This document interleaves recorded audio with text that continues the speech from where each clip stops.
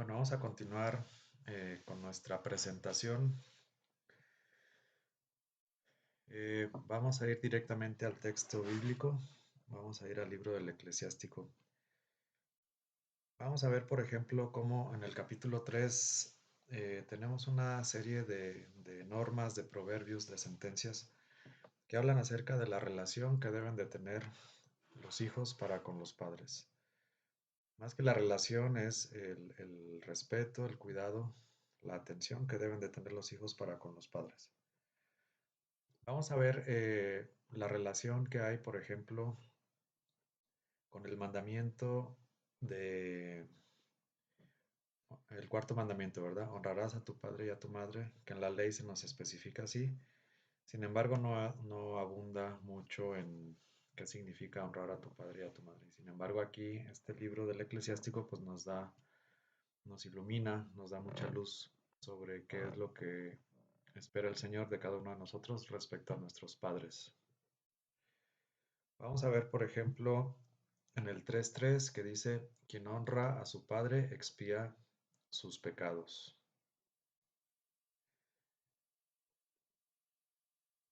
Quien respeta como el que atesora a quien da gloria a su madre. Quien honra a su padre recibirá contento de sus hijos y el día de su oración será escuchado. Quien da gloria al padre vivirá largos días. Obedece al Señor quien da sosiego a su madre. Como a su Señor sirve a los que le engendraron. En palabra y obra honra a tu padre para que te alcance la bendición. Pues la bendición del padre afianza la casa de los hijos y la maldición de la madre destruye los cimientos.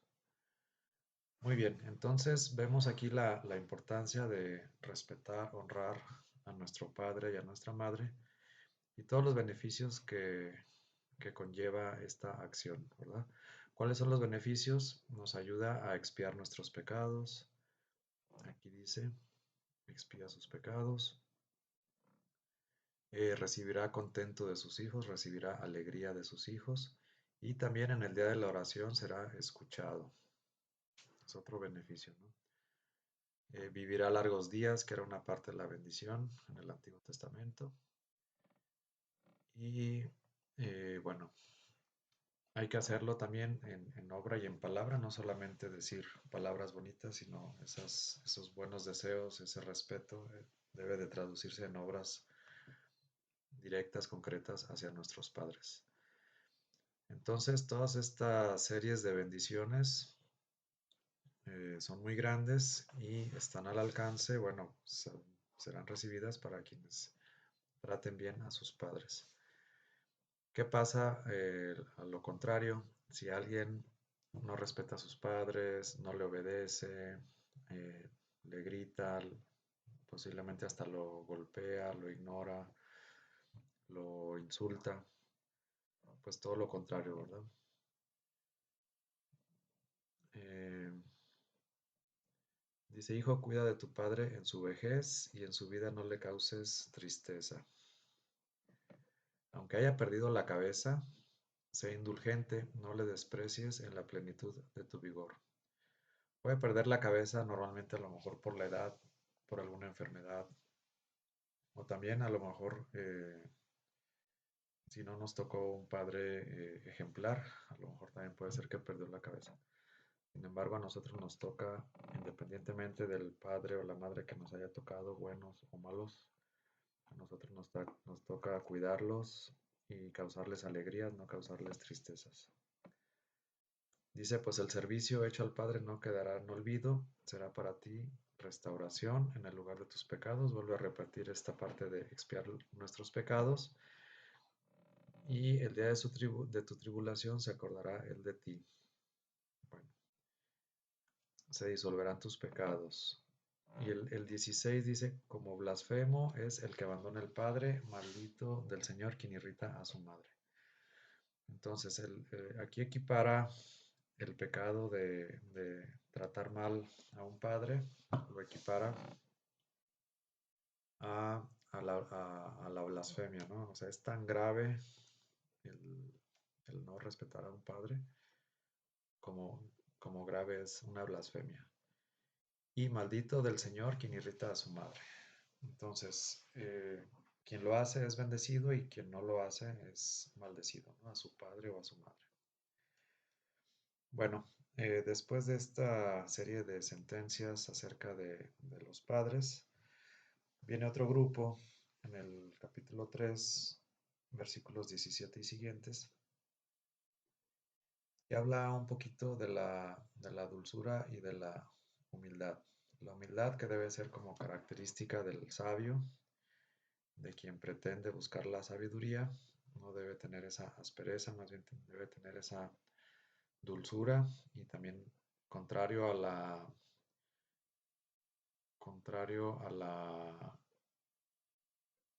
soberbia es la humildad, ¿verdad? Entonces,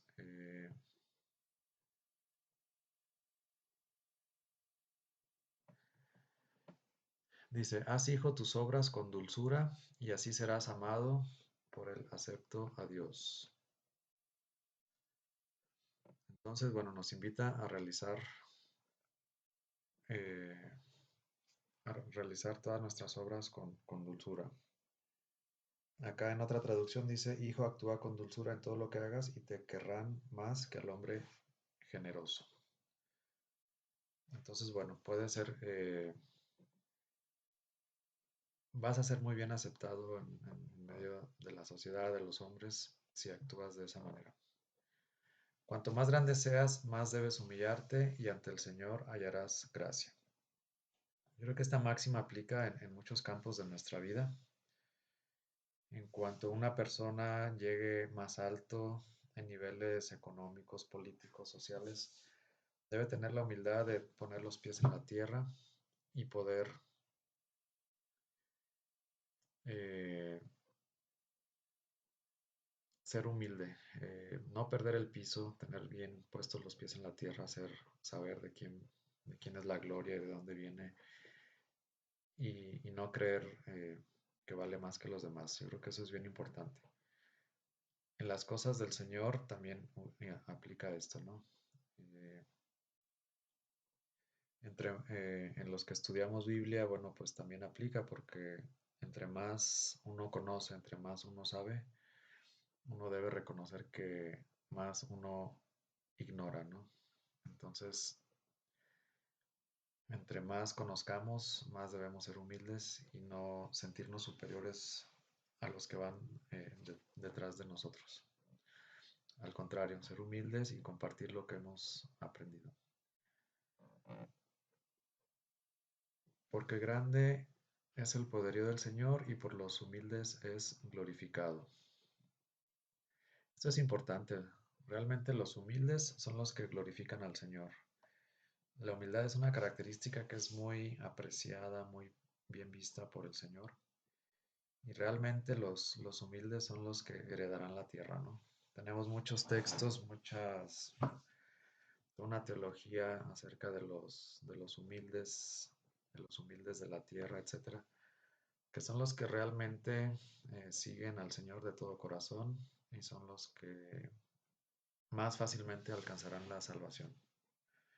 Entonces, la humildad no es algo como accesorio, no es algo así como este, secundario, como que opcional, ¿no? La humildad es una característica esencial de la persona que quiere acercarse al Señor, la persona que quiere tener esta sabiduría que viene de Dios. No se entiende una persona que pueda ser sabia de la sabiduría que viene de Dios, si es soberbia, si es engreída. eh, Esta característica de humildad es básica, ¿no? Bueno, de ahí nos podemos brincar al 27.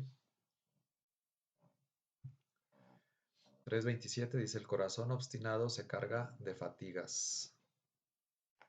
El pecador acumula pecado tras pecado.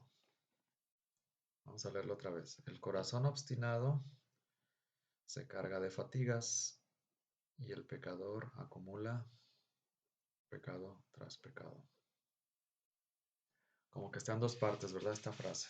O es como una comparación. Un corazón obstinado adquiere muchas actividades, a veces demasiadas, quizás superior a sus fuerzas. Y el pecador acumula pecado tras pecado. Debemos entender la psicología del pecado, la lógica del pecado también. Cuando nosotros caemos en un pecado, estamos más expuestos y tendemos más a cometer ese pecado otra vez o a cometer otro tipo de pecados. Entonces, nosotros, bueno, pues en nuestra fe católica acudimos y recurrimos a los sacramentos, que es nuestra principal fuente eh, de cercanía, de vida espiritual con Dios. Y bueno, afortunadamente los católicos contamos con el sacramento de la reconciliación. Por eso la recomendación siempre es, cuando uno cae en pecado, luego confesarse. ¿Por qué? Porque si uno no se confiesa, corre el riesgo, una, de que los pecados se repitan, dos, de que caigamos en otro tipo de pecados, y la tercera y posiblemente la más peligrosa, que nos quedemos instalados en el pecado, que lo normalicemos de tal manera que ya nos dé flojera o nos justifiquemos para no confesarnos. Entonces esa es una tentación, por eso hay que tratar de confesarnos luego. Bueno, esa es una recomendación. Si nos caemos, bueno, vamos a caer, somos pecadores, pero el problema no es caerse, sino levantarse rápido, porque si nos quedamos caídos, podemos estancarnos ahí en nuestro propio pecado. Bueno, vamos a ver también una serie de frases, de sentencias que hablan acerca de la caridad. Y es que, pues la caridad sigue siendo parte importante de, de la vida del creyente, ¿no?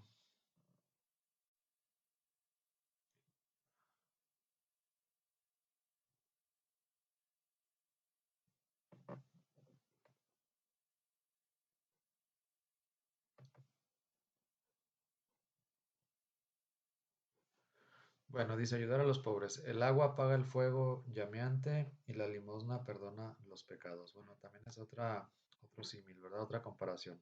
Así como el agua apaga el fuego, así también la limosna nos ayuda a perdonar nuestros pecados. Es una manera sí, de hallar gracia ante los ojos de Dios que puede pasar por alto algunos de nuestros pecados.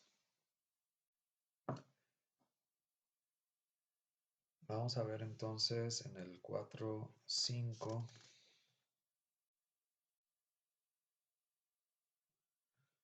Dice, no apartes del mendigo tus ojos, ni des a nadie ocasión de maldecirte. Pues maldice en la amargura de su alma, su hacedor escuchará su imprecación. Cuando un mendigo, y aquí la diferencia va a ser, más adelante va a decir que debemos discernir si es un mendigo o un mendigo, ¿verdad? Pero cuando un mendigo eh, te ve a los ojos, te está dando la oportunidad de que lo ayudes y vas a recibir la recompensa, ya sea de esa persona o vas a recibir la recompensa de Dios.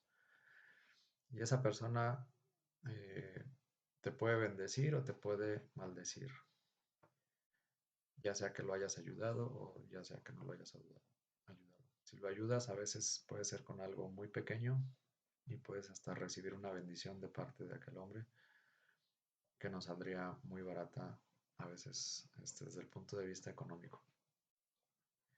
En cambio, si no le damos nada, a lo mejor esa persona sí es muy necesitada y podemos caer en la situación en la que no solamente no seamos bendecidos, sino que a lo mejor podremos recibir algún tipo de maldición por esta persona a lo mejor enojada porque no le ayudamos. No es tanto así como tan literal, pero sí más, yo lo vería más por el lado positivo, ¿no? Que cada que una persona se acerca a pedirnos ayuda, tenemos la oportunidad de ayudarle a alguien, ayudarle a nuestro prójimo. Y es que eh, el Evangelio dice, porque tuve hambre y me diste de comer, tuve sed y me diste de beber. Y cuando a ese más pequeño tú le diste de comer, a mí me diste de comer. Entonces, en la enseñanza evangélica que Cristo nos da, pues nosotros en el hermano podemos ver a Cristo.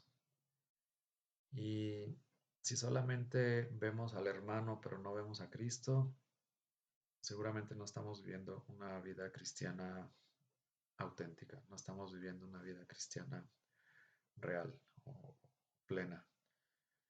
Y estamos siguiendo más bien nuestros propios intereses y estamos calculando si lo ayudo, si no lo ayudo, si le doy una moneda, qué va a hacer con esa moneda, si la va a utilizar correctamente o no la va a utilizar correctamente. Y empezamos a enredarnos y a justificarnos. Y muchas veces no ayudamos al más necesitado. Cuando como regla general nos pide estos libros sapienciales, la Biblia en general, de que seamos generosos. Y el Evangelio también, el Evangelio todavía más, ¿no? Nos pide nuestra generosidad para con los más necesitados. No podemos ser verdaderos cristianos, no podemos ser verdaderos creyentes si no ayudamos al más necesitado. Entonces, la caridad es muy importante para este perfil, para esta serie de consejos, ¿no? Y vamos a tener muchos consejos que nos invitan a ahondar, a profundizar, a ser generosos con nuestra ayuda al prójimo.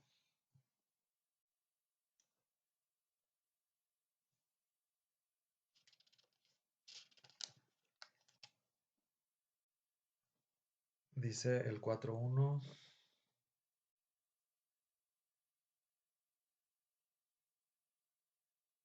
ya me pasé, diría el 4,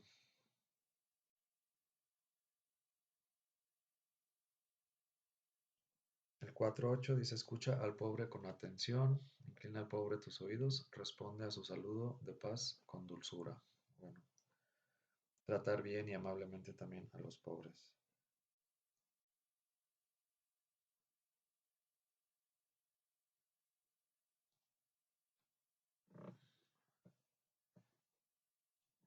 Sé para los huérfanos un padre, haz con su madre lo que hizo su marido, y serás como un hijo del Altísimo. Él te amará más que tu madre. Pues de una manera más gráfica, ¿no? Nos dice que en la medida en que nosotros tengamos misericordia, que se conmueva nuestro corazón con las necesidades del prójimo, y en la medida que atendamos sus solicitudes, hallaremos gracia delante de Dios, ¿no? Por eso dice, serás como un hijo del Altísimo.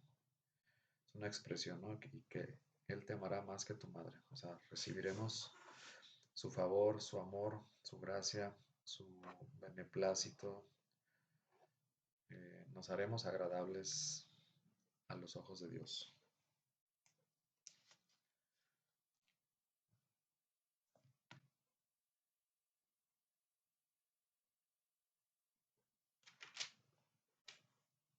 Bueno,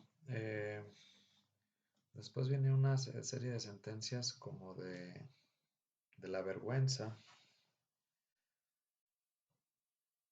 En el 4.26 dice, no te avergüences de confesar tus pecados.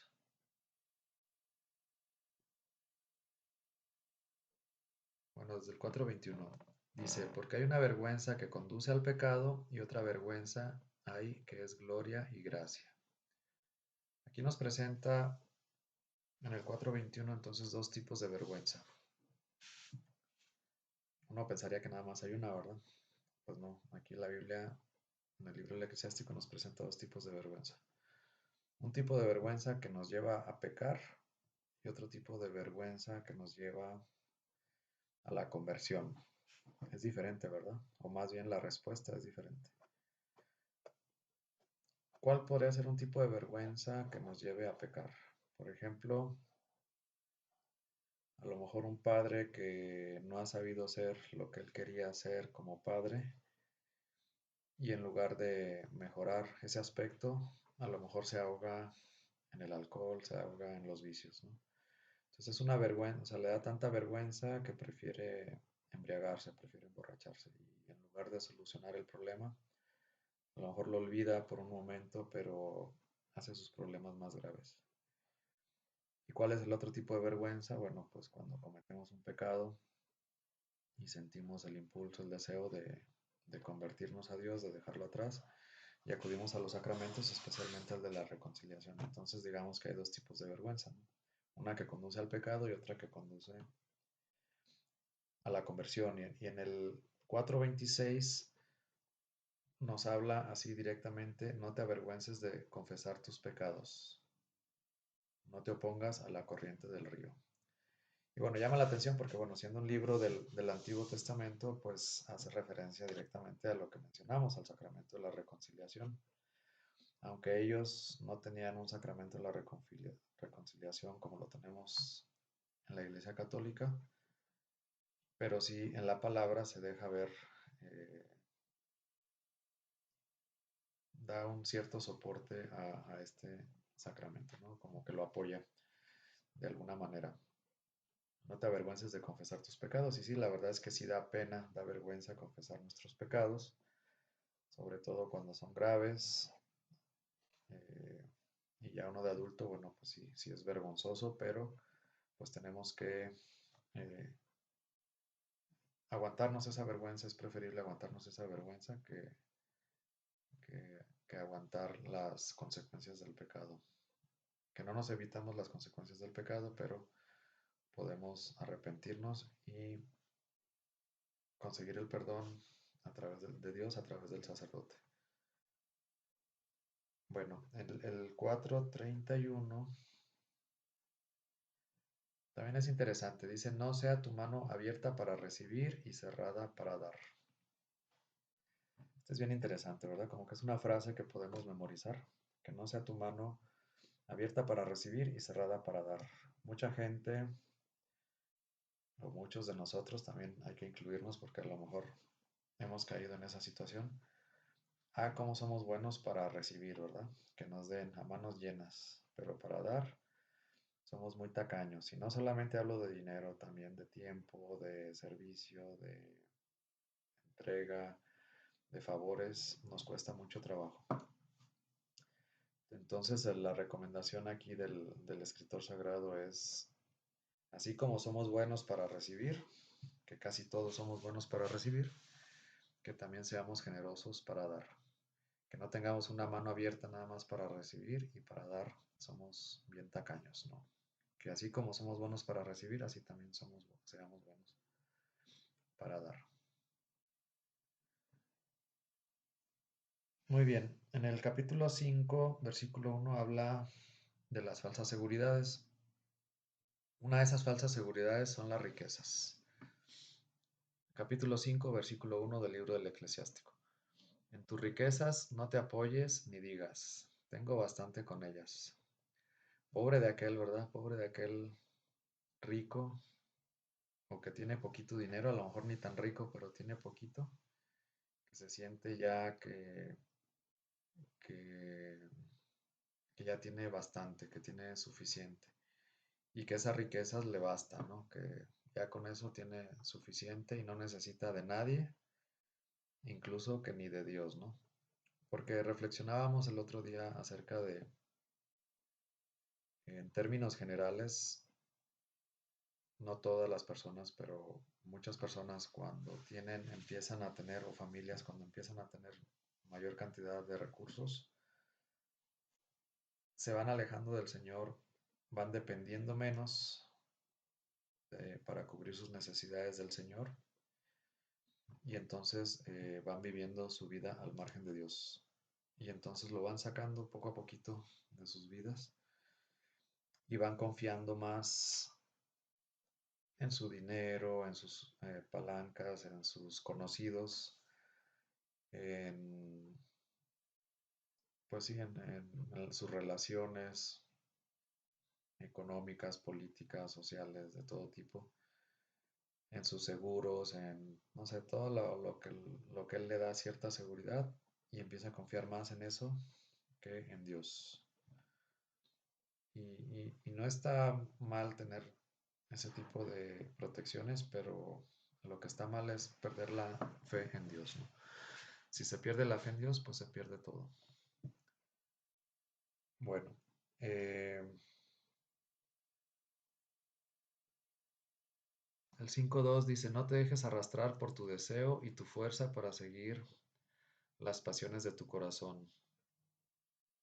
Hay que tener cuidado con las pasiones desenfrenadas. No necesariamente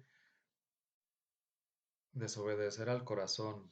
En este mismo libro, en una cita más adelante, habla de que el corazón puede ser un buen consejero. El corazón o la conciencia o como le llamemos, puede ser un buen consejero. Entonces,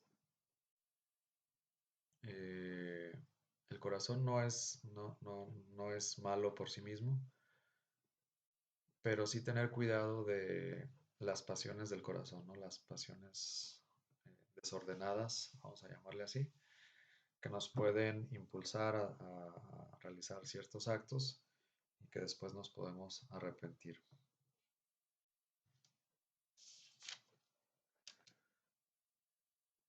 En el 5.5 dice, del perdón no te sientas tan seguro que acumules pecado tras pecado.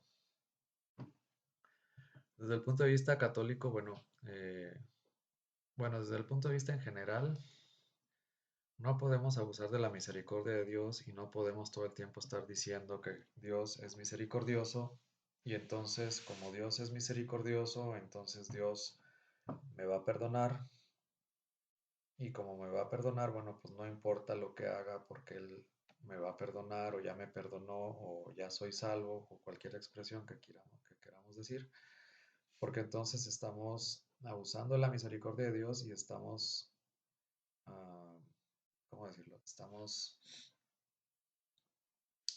poniendo en riesgo nuestra propia salvación con una creencia que puede no sea cierta. Es cierto que Dios es misericordioso, pero también Dios es justo. Y Dios nos ha revelado lo que tenemos que hacer para salvarnos. Solamente Dios salva y solamente Él tiene la última palabra. Nadie de nosotros puede decir quién se va a condenar y quién se va a salvar, solamente Dios. Pero por eso estamos estudiando la palabra, para que nos dé una pista y pues tener mayores probabilidades de salvarnos. Entonces, no debemos de abusar de la misericordia de Dios ni decir, bueno, pues al cabo que Dios es misericordioso y Él siempre, siempre, siempre, siempre me va a perdonar. Sí, Dios siempre perdona a un corazón arrepentido, pero no a un corazón temerario que todo el tiempo peca confiando en que Dios siempre lo va a perdonar y sin arrepentirse. Si no llega el arrepentimiento, no va a haber el perdón. Y entonces ahí eh, estamos en peligro, o la persona está en peligro. Otra cosa también es esto que decíamos, pecado tras pecado, quedarnos estancados fuera de la confesión y cometemos un pecado y cometemos otro y no nos confesamos. Y la otra interpretación también, el otro riesgo que podemos caer los católicos es decir, bueno, pues voy a cometer este pecado al cabo que luego me confieso, ¿no? Esa puede ser una frase que digamos o no digamos, pero pues a final de cuentas la podemos llegar a pensar cuando caemos en pecado. Y es que debemos de reconocer que el pecado es consciente. Y nosotros cuando cometemos el pecado sabemos que está mal y de todos modos así lo hacemos. Entonces puede cruzar por nuestra mente esa idea de que, bueno, pues comételo y después al cabo que te confiesas, ¿no? Entonces, esa es otra tentación que podemos caer, en la cual podemos caer constantemente, cíclicamente, sobre todo cuando es un pecado muy repetitivo. Bueno, el 7 dice, no tardes en volver al Señor, no lo difieras de un día para otro, pues de pronto salta la ira del Señor y perecerás al tiempo de castigo. La conversión no espera. Si tú ya sientes el llamado a convertirte, si tú sientes que cometiste un pecado, no te esperes hasta el día siguiente para confesarte, confiésate ese mismo día. Arrepiéntete de tus pecados y conviértete, no lo dejes para después. No sabemos si va a haber un después, no sabemos cuántos días vamos a vivir, no sabemos si vamos a llegar con vida, no sabemos si vamos a llegar con salud, no sabemos qué puede pasar y si no nos convertimos, si no nos confesamos, pues también estamos poniendo en riesgo nuestra propia salvación. Entonces la conversión es ya, en el momento en que la sientes, en el momento en que la quieres hacer, hazlo. Arrepiéntete, sigue todo el proceso de conversión desde el punto de vista de la Iglesia Católica para que te arrepientas, hagas tu examen de conciencia, la confesión, el propósito de enmienda, cumplir la penitencia, reparar el daño, etcétera, ¿no? Todos los pasos de la conversión tenemos que hacerlos para otra vez restaurar en nosotros la vida de gracia del Señor. Bueno, en el 5.8 dice, no confíes, no te apoyes en riquezas injustas que nada te servirán el día de la adversidad. Y la pregunta es, ¿hay riquezas injustas? O más bien, la pregunta podría ser, ¿hay riquezas justas? Las personas más ricas de la tierra o de nuestro país están exentas totalmente, todo lo que practican es la justicia o su riqueza es gracias a cierto tipo de explotación de los trabajadores o de cierto tipo de ventajas o cierto tipo de información o cierto tipo de algo que pudiera ser no tan ético o en detrimento de los trabajadores o de los proveedores o del gobierno si no pagan impuestos, etcétera. Entonces hay que también cuestionar esa parte desde el punto de vista empresarial, qué tan bien habida o mala vida es la riqueza, ¿no? que se genera. Yo creo que es importante desde el punto de vista ético, empresarial, también hacer ese tipo de reflexión. Bueno, ese fue el 5.8. Después viene una serie de sentencias que hablan acerca de pues cuidar la lengua, ¿no? Muchos proverbios hablan de ser cauteloso en lo que decimos porque la lengua es muy poderosa y así como puede bendecir, puede maldecir y también por la lengua podemos condenarnos, ¿no? Entonces, por ejemplo, el 5.10 dice, mantente firme en tu pensamiento y sea una tu palabra, ¿no? Que seas una persona, un hombre de una sola palabra. Que no haya doblez en tu corazón ni en tu palabra, que sea una sola.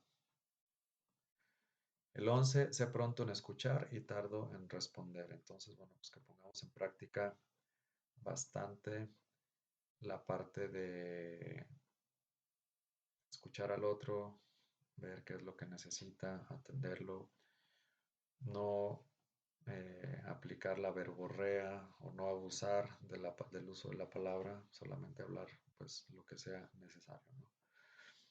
Entonces, hay que escuchar más y hablar menos. Es en resumen lo que quiere decir este versículo. ¿Sabes alguna cosa? A tu prójimo responde, si no, pon tu mano a la boca, ¿no? Si no sabes de un tema, pues mejor quédate callado, ¿no? Porque no eres experto, no dominas el tema, no tienes nada que aportar, pues mejor guarda silencio. Bueno, es una serie de sentencias. Aquí el 14 dice que no se te llame maldiciente o en otras traducciones dice murmurador. porque, bueno, la murmuración también puede ser un pecado grave. Bueno, vamos a pasar al 6.5. El capítulo 6 habla mucho de la amistad. El capítulo 6 tiene una serie de sentencias acerca de la amistad. El 6.5 dice, la boca amable multiplica sus amigos, la lengua que habla bien multiplica las afabilidades o los saludos. Entonces, bueno, la invitación a ser amable en la forma en que hablamos, en que tratamos a los demás, hablar bien de las personas, también podemos adquirir pues muchos amigos, ¿no? Hablando bien de las personas y no hablando mal. A veces el hablar mal de una persona ya está hablando mal de ti mismo, ¿no? Como dice el refrán, algo así como eh, el que habla, ¿cómo es? No recuerdo, pero es como cuando, no me acuerdo. El que habla mal de Pedro habla más mal de Pedro que de Juan o algo así. Eh, el hablar mal de alguien ya está hablando mal de ti mismo, ¿no? Por hablar mal de otra persona. El 6.6 dice, sean muchos los que estén en paz contigo, mas para consejero uno entre mil. Nosotros podemos tener muchos amigos, muchas amistades, pero de todos tipos, ¿no? Pero realmente consejeros, confidentes, amigos íntimos, pues uno de cada mil, ¿no? Algo así, dice uno entre mil. Uno entre mil, vamos a tener 1,000 amigos y un confidente. Por cada 1,000 amigos tener un confidente.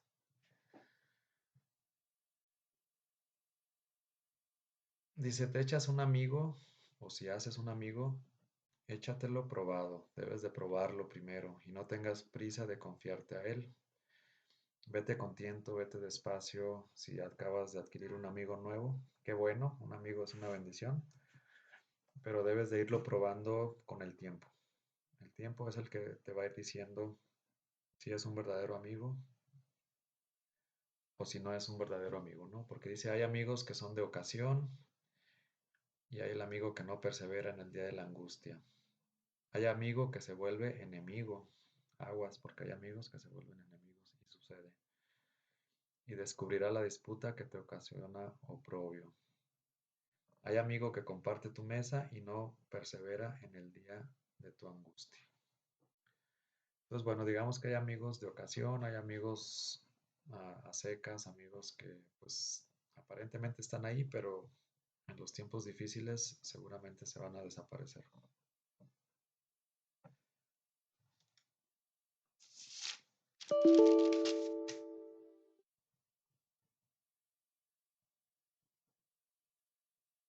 Dice, ok, del 14 al 16 me gusta mucho.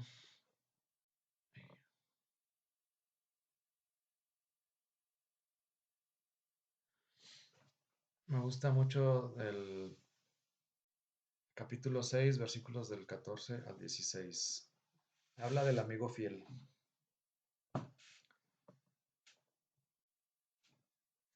El amigo fiel es seguro refugio. El que le encuentra ha encontrado un tesoro. Fíjense bien, el amigo fiel es seguro refugio. Cuando nosotros tenemos un amigo fiel podemos acudir a él y refugiarnos, sentir apoyo, sentir consuelo, sentir alivio, sentirnos escuchados, sentirnos seguros cuando tenemos un amigo fiel.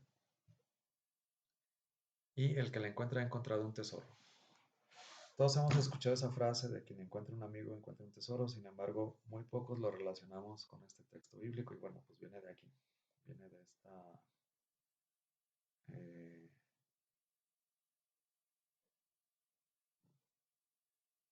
viene de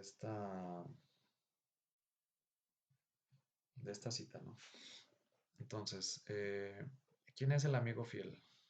El amigo fiel es alguien en quien podemos confiar, el amigo fiel Es alguien que no va a develar nuestros secretos y el que nos va a dar su apoyo, su consejo, y a veces simplemente con escucharnos o a veces simplemente con estar ahí, va a ser suficiente para que nosotros podamos,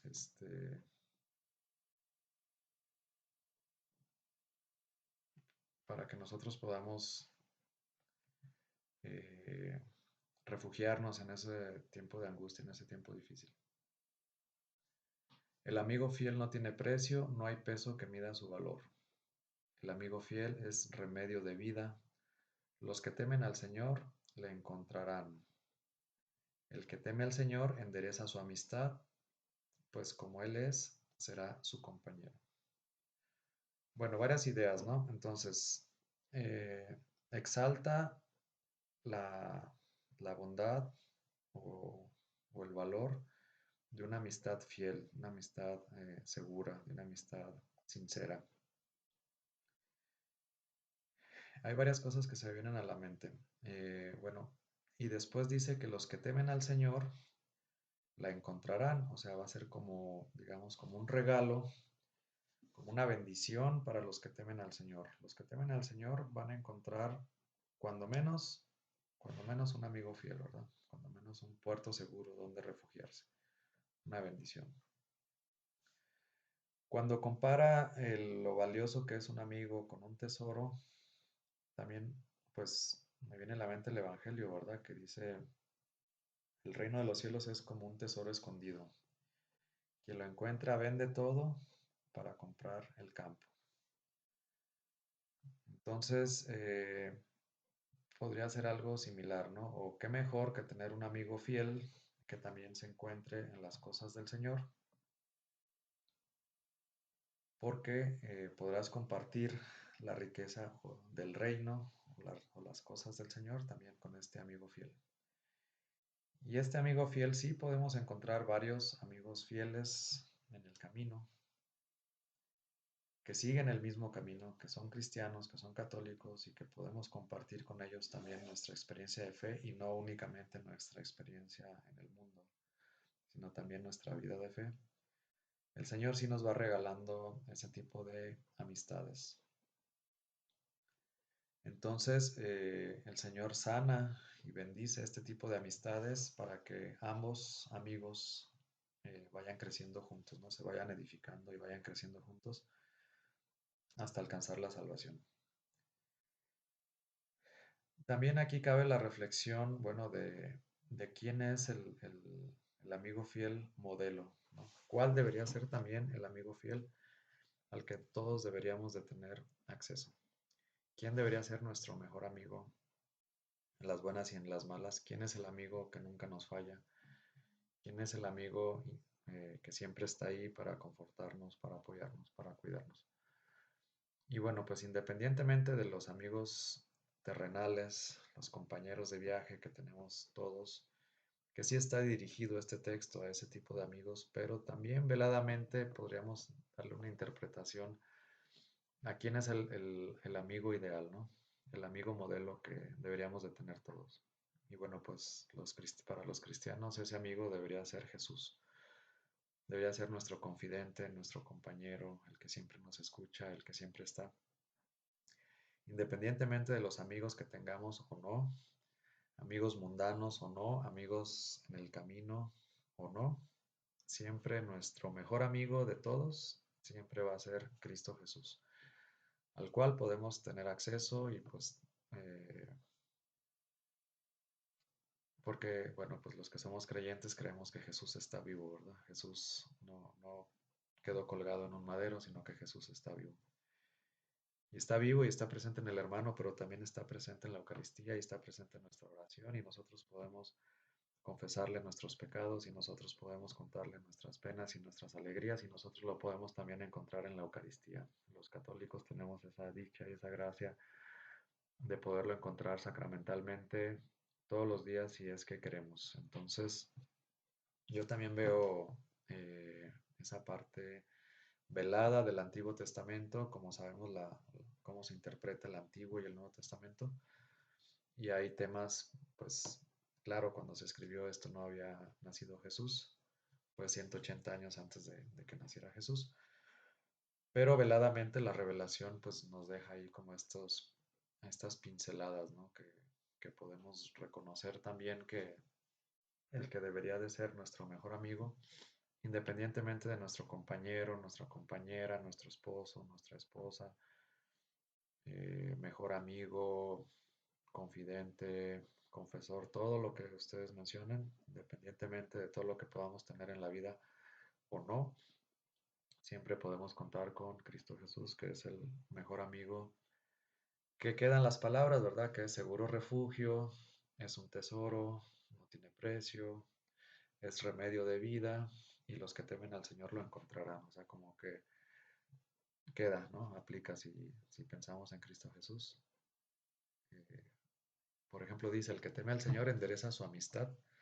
Ojalá que nosotros enderecemos nuestra amistad con Cristo Jesús, pues como Él es, será su compañero, ¿no? Para que nosotros podamos imitarlo a Él y seamos como Él, y así poder alcanzar la salvación algún día.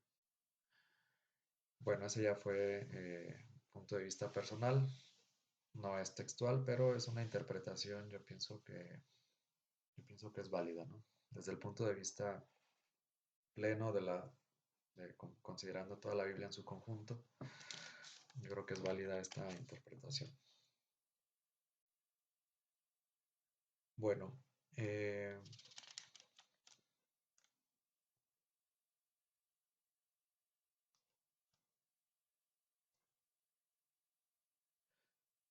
vamos al 6:37 que dice, medita en los preceptos del Señor, aplícate sin cesar a sus mandamientos. Él mismo afirmará tu corazón y se te dará la sabiduría que deseas.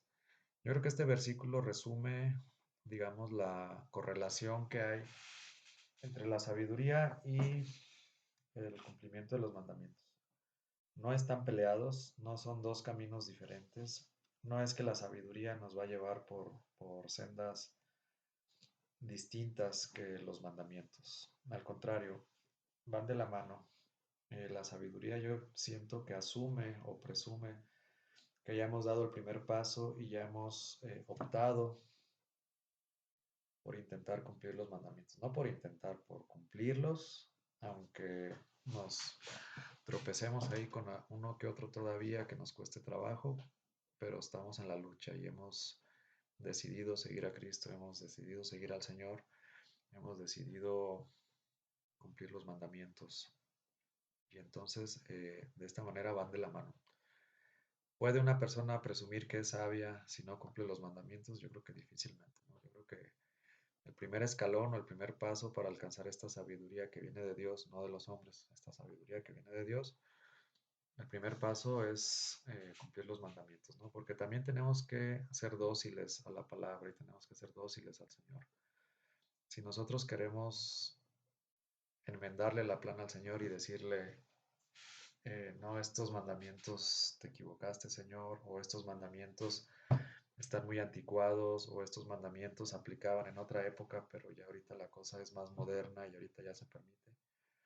Pues yo creo que en el fondo no estamos creyendo en Jesucristo como el verdadero Hijo de Dios, como Dios mismo, ¿no? No estamos creyendo en su divinidad y estamos creyendo pues que es un profeta anticuado, pasado de moda y no estamos creyendo que es Dios. Entonces posiblemente ni deberíamos de llamarnos cristianos, ¿no?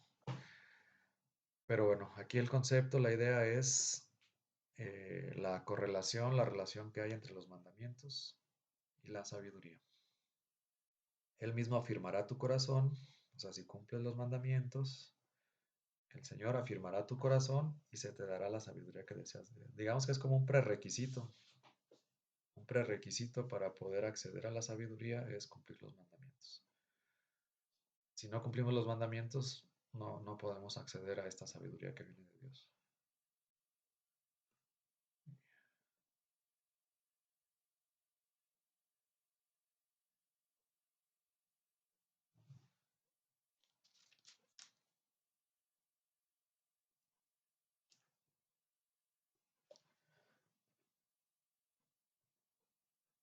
Bueno, en el 7 vienen consejos diversos, nos sugiere no hacer el mal, para que el mal no nos domine, separarnos del injusto, eh,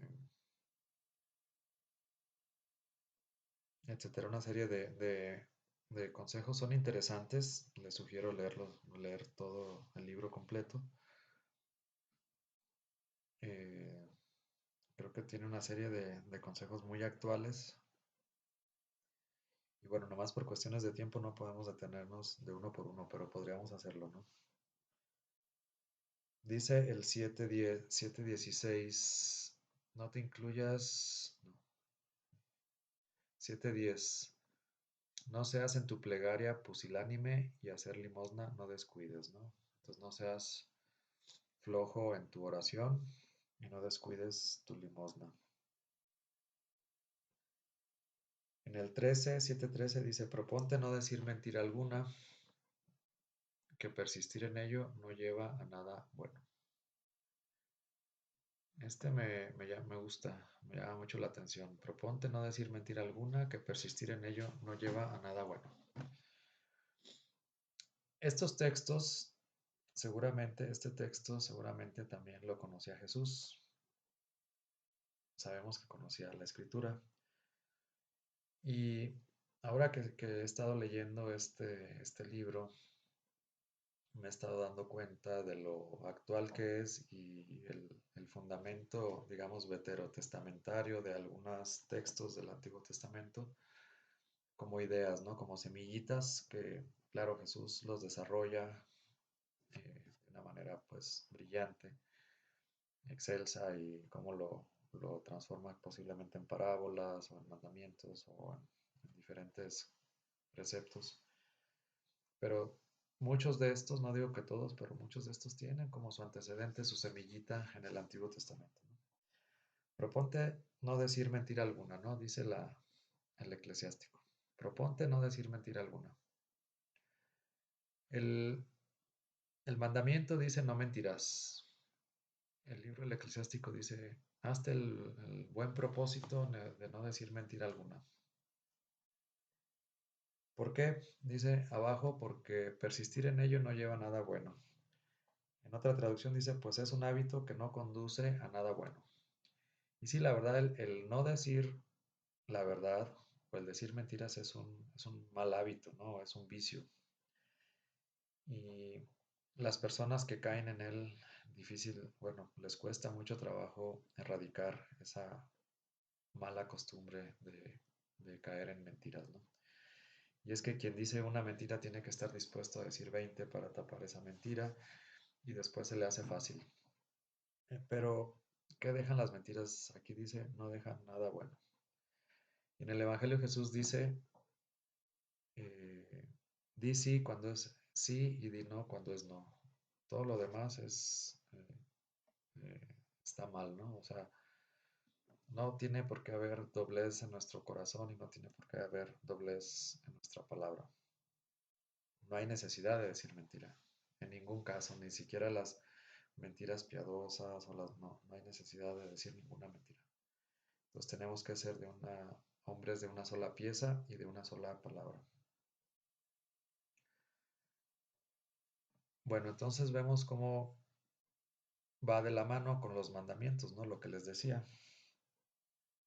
Eh, no mentirás, aquí va de la mano con proponte no decir mentiras, mentira alguna. Bueno, en el 7:27 me llama la atención que dice, con todo tu corazón honra a tu padre y no olvides los dolores de tu madre. Recuerda que por ellos has nacido, ¿cómo les pagarás lo que contigo has hecho? Con toda tu alma reverencia al Señor y venera a sus sacerdotes. Venerar es respetar, ¿verdad? Entonces, una sugerencia también es tener respeto por nuestros o los sacerdotes del Dios Altísimo, ¿no? Los sacerdotes que tenemos, que merecen todo nuestro respeto. Ya el simple hecho de que hayan consagrado su vida al Señor, ya merecen todo nuestro respeto. Tenemos, como en botica, sacerdotes buenos, regulares, malos, de todo. Y tenemos siempre la obligación de orar por ellos. Si por mala suerte, por infortunio, alguno de nuestros sacerdotes llega a andar en malos pasos, llega a andar mal, a no cumplir con la ley o las promesas que él hizo cuando se ordenó, o los votos que él hizo. Si tenemos confianza con el sacerdote, sí podemos tomarnos la libertad de hablar a solas con él y sin faltarle al respeto, preguntarle de la situación, a ver si es correcto y ver de qué manera podemos ayudarle, que él reconozca o que vea si está fallando, si está equivocado en lo que está haciendo, ¿no? Pero aunque lo hagamos, no tenemos por qué faltarle al respeto y menos aún caer en los chismes, ¿no? Que también este libro más adelante habla de los chismes y dice, pues si tú recibes un chisme, pues no abras la boca, ¿no? Quédate con él, llévatelo a la sepultura. Hay unos que, o a veces como que nos quema y queremos sacarlo y decirlo, no, aguántate, que ahí llegue y ahí se queda, ¿no? Ahí se acaba la cadenita. Porque si pasamos el chisme y el chisme y el chisme, entonces nosotros ya somos los del problema, ¿no? Nosotros somos los del pecado, porque es un pecado muy grave también murmurar. Y muchas veces ni siquiera es cierto, entonces es un pecado muy grave el caer en este tipo de situaciones. Bueno, nos pasamos entonces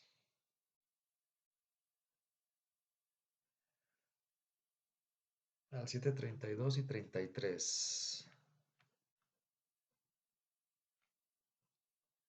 Dice, también al pobre tiéndele la mano para que tu bendición sea perfecta. Bueno, ya lo habíamos visto anteriormente, ¿no? La caridad para con los pobres.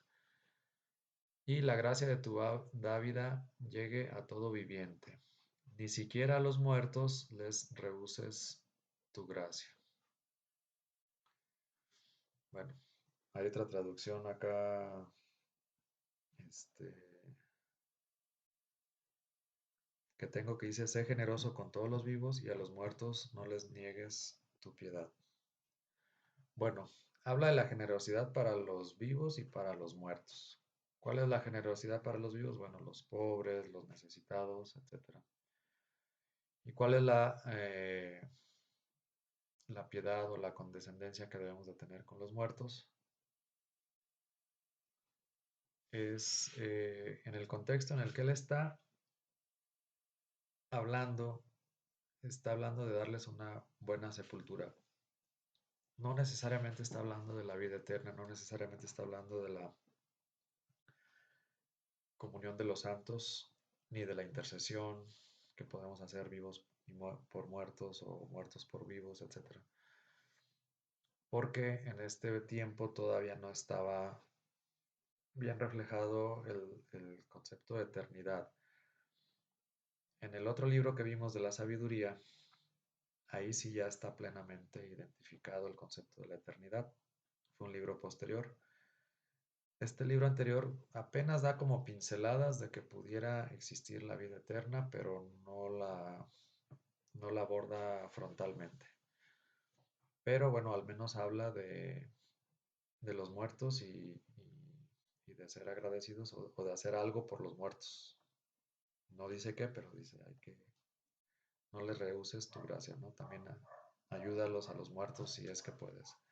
Bueno, la revelación va avanzando y ahorita sabemos que sí podemos hacer por los muertos y no solamente darles cristiana sepultura, sino también interceder por ellos. Por si están en el purgatorio, podemos interceder por ellos, ellos pueden interceder por nosotros.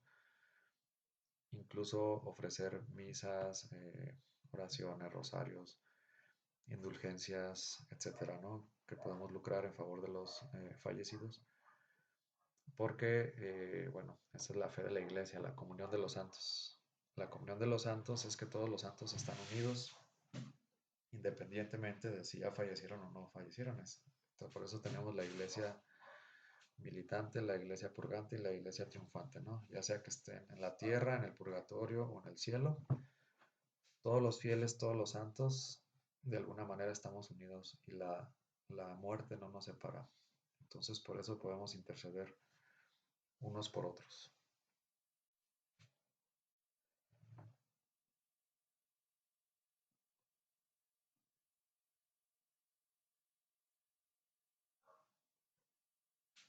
Bueno, por ejemplo, el 35 dice: no tardes en visitar al enfermo, no descuides visitar al enfermo, que por obras de estas ganarás amor.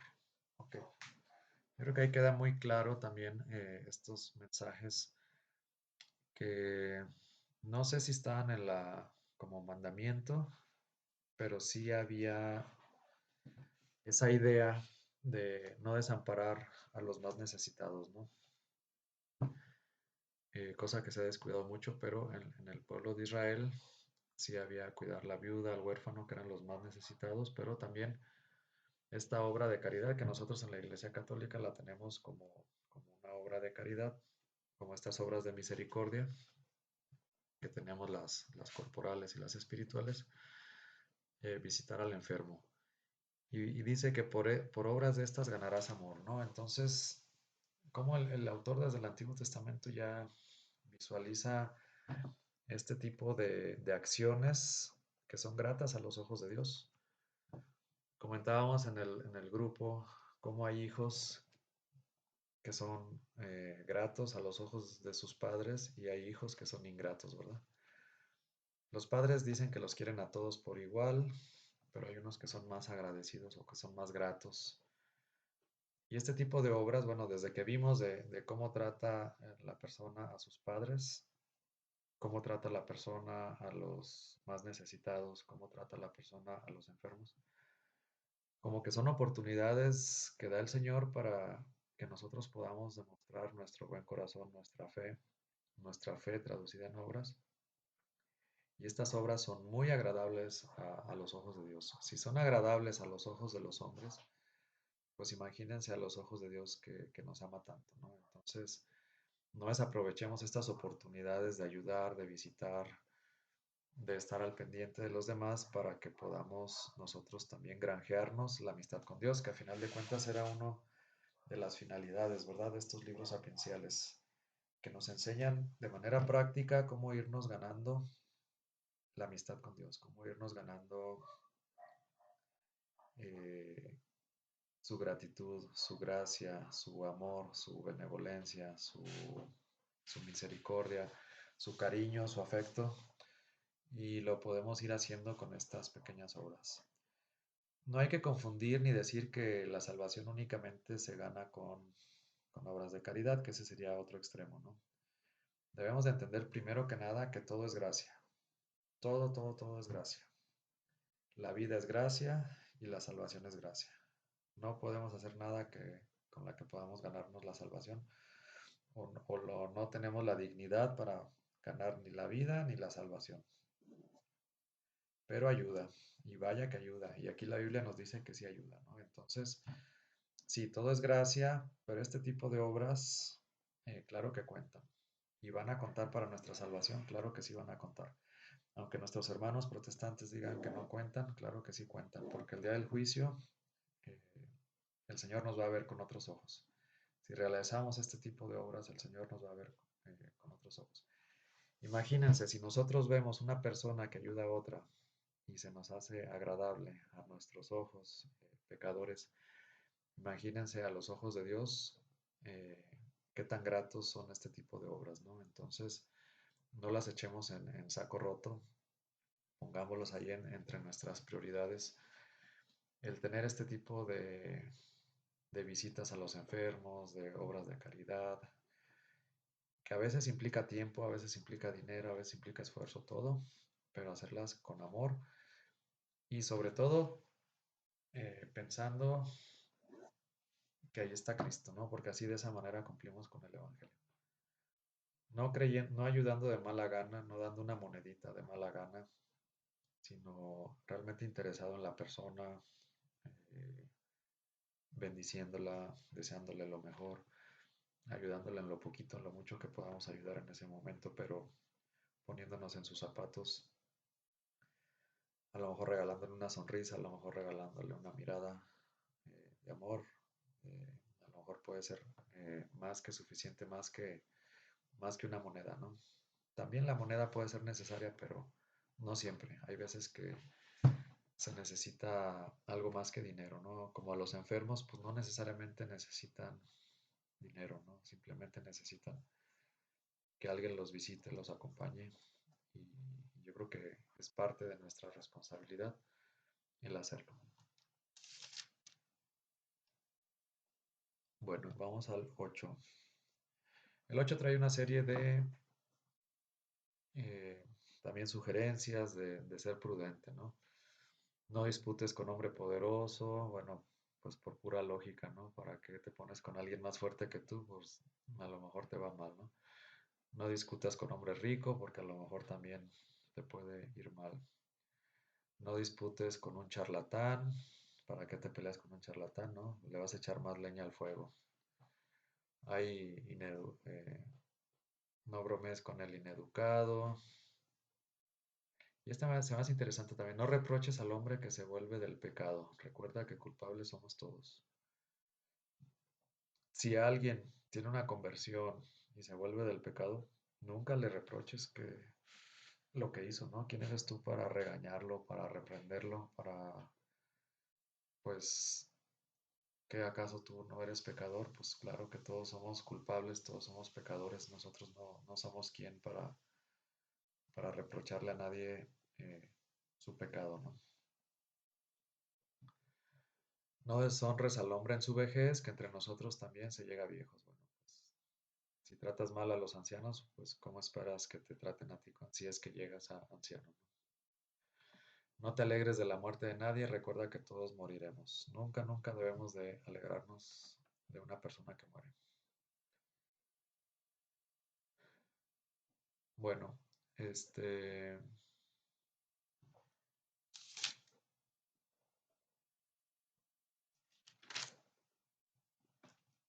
vamos a pasar al 8:17. Está aquí abajo.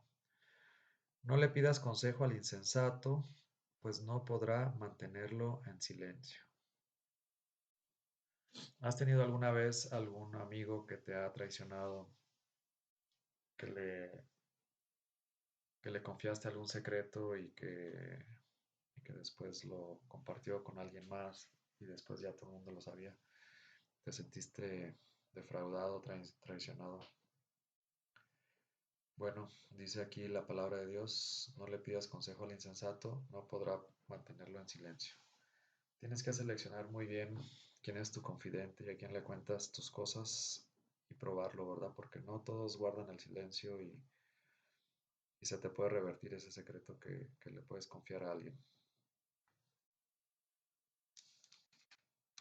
En el 19 dice,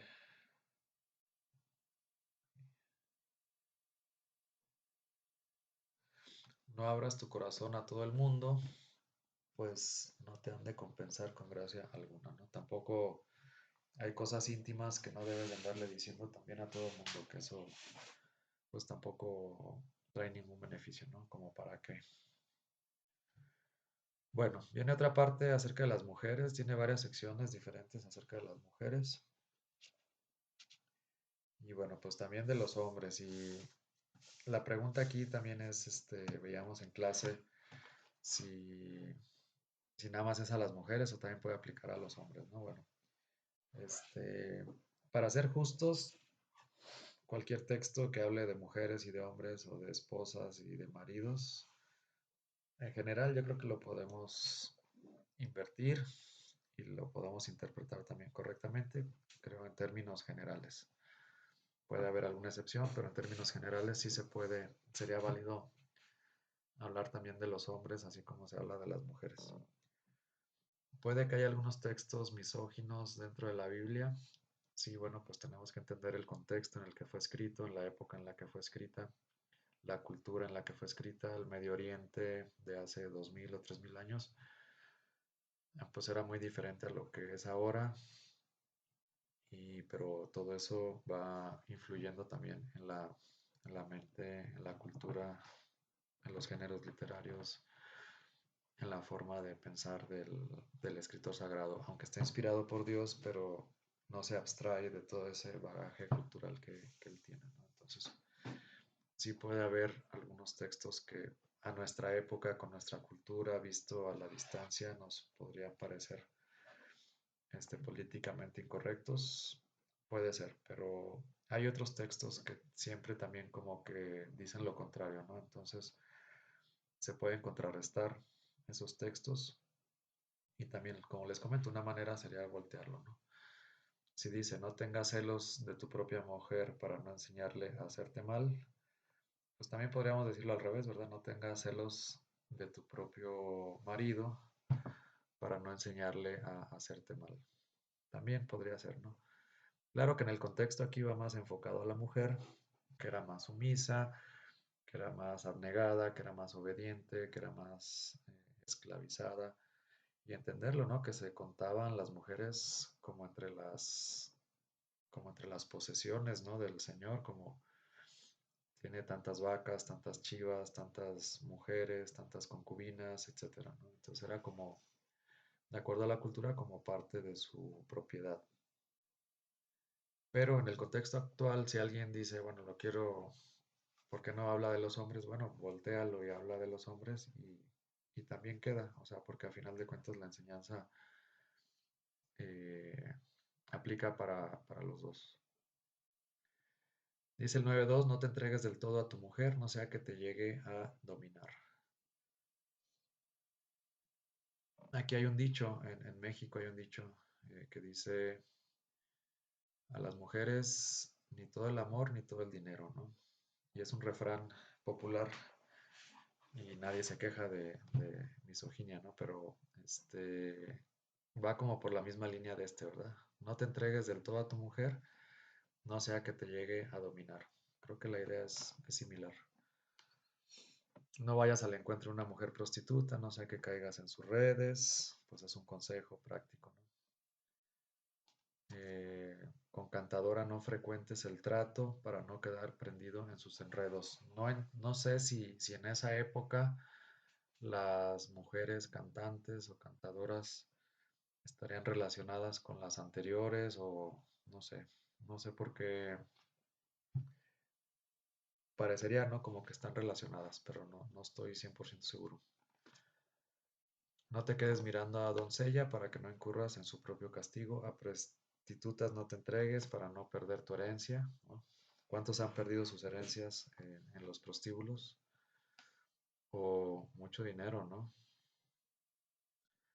No andes fisgando por las calles de la ciudad ni divagues por sus sitios solitarios. Aparta tu ojo de mujer hermosa, no te quedes mirando la belleza ajena. Por la belleza de la mujer se perdieron muchos, junto a ella el amor se inflama como fuego. Entonces, mucho cuidado, ¿verdad? Con la belleza de la mujer o la belleza ajena. Junto a mujer casada no te sientes jamás. Ojo, ¿no? Mucho cuidado. A la mesa con ella no te huelgues con vino, para que tu corazón no se desvíe hacia ella y en tu ímpetu te deslices a la ruina, ¿no? O sea, no hagas ronda con mujeres casadas. Se supone que le está diciendo a un hombre casado o no casado, no importa. Y sobre todo, pues que no haya vino, ¿no? Porque puede empeorar las cosas o la situación. Bueno, eso es con las mujeres. Ahora con los hombres, con la amistad, ¿verdad? La amistad de los hombres. Dice el 10:9-10. No abandones a un viejo amigo, porque el nuevo no le iguala. ¿Ustedes creen que un viejo amigo vale más que un nuevo amigo? Según la Biblia vale más, ¿no? Vino nuevo, amigo nuevo. Cuando sea añejo, con placer lo beberás. Compara el, la amistad o lo valioso de la amistad con lo valioso de un vino, ¿no? Un vino joven, un tequila joven, pues no es tan valioso como un tequila añejo, ¿no? O un brandy joven o un brandy añejo o un vino tinto, no sé. Siempre el añejo vale más, ¿no? Y así lo compara el autor, pues haciendo ver que un amigo viejo tiene más valor. ¿Por qué tiene más valor? Bueno, pues porque ya se conocen de muchos años, porque la amistad ha perdurado. Y si ha perdurado, pues es que no ha habido, digamos, mayores traiciones o se ha probado como como el metal se prueba en el horno, así se prueba la amistad a lo largo del tiempo, ¿no? Si a lo largo del tiempo perdura o permanece una amistad, quiere decir que era una amistad verdadera. Entonces dice que te vayas con calma, con tiento, con el amigo nuevo, ¿no? O que no cambies un amigo viejo por un amigo nuevo. Pues puedes tener dos amigos, conserva el anterior y si quieres tener un amigo nuevo, pues está bien, pero no lo cambies o no lo abandones. A veces tenemos muchos amigos viejos abandonados, que ya casi ni les hablamos, que ya casi ni los seguimos. Creo que es buena oportunidad también para retomar ese tipo de amistades, porque esas amistades ya están hechas, o sea, ya están cuajadas, ya están maduradas, ya están en su punto, ¿no? Entonces nada más es a lo mejor de empezar a retomarlas, a volver a reactivar esa amistad, ya sea a distancia o verse o lo que sea, pero es más fácil y es mejor reactivar las amistades antiguas que a veces hacer nuevos amigos, porque con los nuevos amigos no sabes si van a ser verdaderos o van a ser falsos como vimos anteriormente, ¿no? Entonces, como no sabemos, pues es como una incógnita, no sabemos qué clase de amigos pueden ser. Que ese amigo nuevo también se puede hacer un amigo añejo, sí, y entonces dice, cuando sea añejo, con placer lo beberás. Entonces no te apresures con los amigos nuevos, déjalos que vayan madurando a su tiempo. Bueno, ese que fue el 9-10.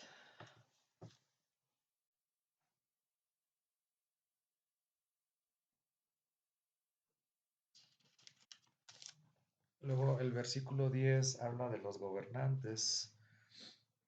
Tiene unas recomendaciones para los gobernantes.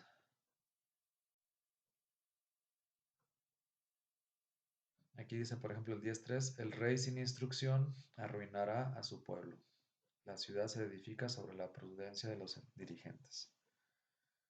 Entonces, bueno, pues ahora sí que por sus frutos los conoceréis, especialmente a los gobernantes, ¿no? Si el gobernante está arruinando al país, entonces es un rey que no tiene instrucción. No es un rey prudente, no es un rey sabio, no es un rey que tenga el Señor. No está preparado, no está instruido para gobernar. En cambio, la ciudad se edifica sobre la prudencia de los dirigentes. Si los dirigentes son prudentes, son sabios, pues se nota, ¿no? Se nota cuando progresa una ciudad, cuando progresa un estado, cuando progresa un país, se nota luego, luego. Los gobernantes deberían de leer más la Biblia, ¿no? ¿No creen? Sí, deberían de estudiar la Biblia para ver si mejoran un poquito con su rendimiento, con su desempeño y no se dejan guiar nada más por sus corrientes o sus intereses. Bueno, habla un poquito sobre la soberbia, sobre el orgullo. Vean lo que dice el 7, el 17. Odioso es al Señor y a los hombres el orgullo. Para ambos es un hierro la injusticia. Odioso es al Señor y a los hombres el orgullo. En otra traducción dice la soberbia. Que bueno, más o menos está emparentada la soberbia con el orgullo, ¿no? Como que el orgullo depende de la soberbia. Entonces, así como es odiosa a los ojos de los hombres, ¿no? Cuando te encuentras con una persona soberbia, soberbia, cómo cae gorda, ¿verdad? Cómo cae mal. Imagínense, si nos cae mal a nosotros, imagínense al Señor, pues todavía más, ¿no? Entonces, aguas con la soberbia. El 19 a mí me encanta, es una joya este versículo. Dice, ¿por qué se enorgullece el que es tierra y ceniza? Si ya en vida en su vientre es podredumbre, ¿no? Los que se creen más que los demás, los ídolos, deportistas, artistas, influencers que se creen así como que la mamá de los pollitos. De qué se enorgullecen? O sea, dice la Biblia, no lo digo yo. Dice, ¿por qué se enorgullece el que es tierra y ceniza, ¿no? ¿De qué te enorgulleces si eres polvo igual que nosotros, ¿no? Que todos. ¿Por qué te sientes tan engreído? Si ya en vida su vientre es podredumbre, ¿no?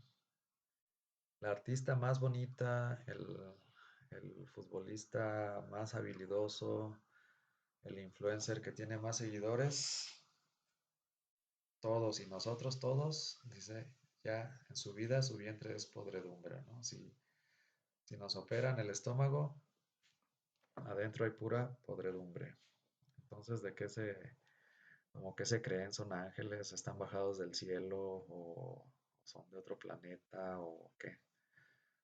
Pues aquí como que los baja y nos pone a todos en el mismo plano, ¿verdad? Bueno, eso es en cuanto a la soberbia. Y dice el 11, y cuando un hombre muere, recibe como herencia reptiles, fieras y gusanos. Entonces, todos vamos a morir, todos podemos morir cualquier día. A todos nos van a comer los gusanos, bueno, si nos creman, no, pero todos nos vamos a morir. Entonces, pues de qué nos gloriamos nosotros mismos, ¿no? ¿Por qué nos sentimos superiores a los demás si todos vamos a morir? De la misma manera, todos, unos antes, otros después, pero todos vamos a morir. Bueno, eh, vamos a pasar al 10:12. 10:12 dice, el comienzo del orgullo del hombre es alejarse del Señor, cuando de su hacedor se apartó su corazón. Otra vez, el comienzo del orgullo del hombre es alejarse del Señor, cuando de su hacedor se apartó su corazón. Entonces, el comienzo de la soberbia o el comienzo del orgullo es alejarse de Dios. ¿Cómo empieza el hombre a hacerse orgulloso? Cuando se aleja de Dios, cuando se aleja de su creador, cuando se siente autosuficiente, cuando siente que no necesita de nada, de nadie, ni de Dios. En la medida que el hombre se va alejando de Dios, es el principio en el que se empieza a ensoberbecer, en el que piensa que todo lo que consigue es por mérito propio, en el que piensa que no necesita de nada, ni de nadie, ni de Dios. Y entonces hay que tener cuidado, ¿no? Porque muchas familias poco a poco se van alejando de Dios y empiezan a vivir toda su vida eh, evitando a Dios. Si antes las familias se unían para rezar el rosario, ya no rezan el rosario. Si antes las familias rezaban a la hora de la comida, ahora ya no lo hacen. Si antes las familias iban a misa los domingos, ahora ya no lo hacen. Y entonces poco a poco las familias y los hombres van haciendo su vida al margen de Dios, alejados de Dios. Y ese es el principio del orgullo, ese es el principio de la soberbia, lo dice la palabra.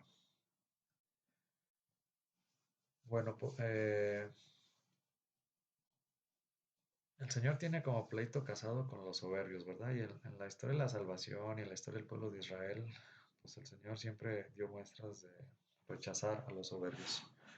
Hay muchos pasajes que hablan de ello, ¿no? Por ejemplo, cuando los profetas anunciaban que podían regresar a, a Israel, pues les decía, ¿no? Que podían, que las colinas se abajen, ¿no? Por ejemplo, que era una manera de decir que los orgullosos le bajen, ¿no? Se rebajen, se sometan, se hagan humildes, ¿no? Y bueno, aquí me gusta este texto también, el versículo 14 y 15, que dice, los tronos de los príncipes los volteó el Señor y en su lugar sentó a los mansos. Las raíces de los orgullosos las arrancó el Señor y en su lugar plantó a los humildes. Este texto nos trae a la mente también el Magnificat, ¿verdad? De San Lucas. Porque habla eh, de los príncipes o de los poderosos y que en su lugar puso a los mansos y a los humildes, ¿no? Las raíces de los orgullosos los arrancó y los plantó en lugar de los humildes. Como dos polos opuestos, ¿no? Los poderosos y los humildes. Pero más que una división política, económica, social, porque estos textos hasta se han malinterpretado, se han querido utilizar como para justificar la teología de la liberación y decir que, bueno, ya hasta en el Nuevo Testamento habla de que los poderosos deben de ser como derrocados por los pobres, ¿no? Sin embargo, aquí, si leemos el siguiente versículo, más que hablar de los ricos, bueno, sí habla de los ricos, pero más que hablar de una clase económica o social, creo que habla de una clase moral, ¿no? Porque los humildes y los mansos, como en las bienaventuranzas, no necesariamente son los pobres. Sí, mayoritariamente sí, pero no exclusivamente. Entonces, más que hablar de una clase social y económica, está hablando de una clase moral, de la gente que es mansa y humilde. Y más bien aquí el texto yo creo que está tratando de contrastar entre los soberbios y los humildes, más que contrastar de entre los ricos y los pobres, ¿no? Porque el versículo 16, no, el 15, el 15 dice, las raíces de los orgullosos las arrancó el Señor y en su lugar plantó a los humildes. ¿Ok? Entonces está contrastando orgullosos contra humildes. En este contexto de los libros sapienciales, pues trata de contrastar como las características o las virtudes o los valores o antivalores para que el lector pueda eh, diferenciar, contrastar, poner en los extremos, ¿no? De qué es lo que quiere que hagamos y qué es lo que no quiere que hagamos. ¿Qué es lo que quiere que seamos? Humildes. ¿Qué es lo que no quiere que seamos? Soberbios. Son los dos polos opuestos que yo veo aquí en este texto, que bueno, pues también podría ser un antecedente del Magnificat, que también ya ese era un género literario, también había el cántico de Ana, también había otros cánticos como de anunciación. Bueno, vamos a continuar entonces.